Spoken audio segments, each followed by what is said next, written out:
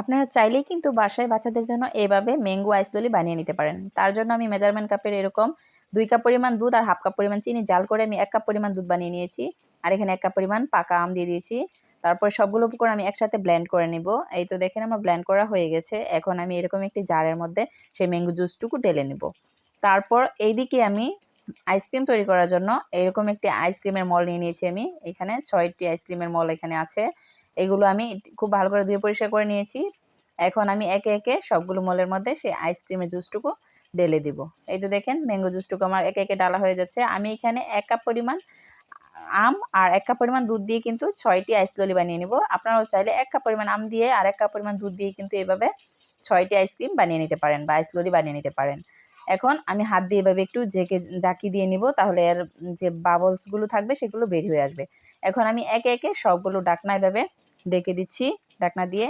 তারপর এটি 1 দিনের জন্য আমি ডিপ ফ্রিজে সেট করে নেব। এই তো দেখেন আমার আইস ললিগুলো একদম রেডি হয়ে গেছে। এটি কিন্তু দেখতে যেরকম অসাধারণ হয়েছে, খেতেও কিন্তু অনেক মজার হয়েছিল। প্লিজ আপনারা বাসায় একবার হলেও ট্রাই করবেন। ভালো থাকবেন সবাই।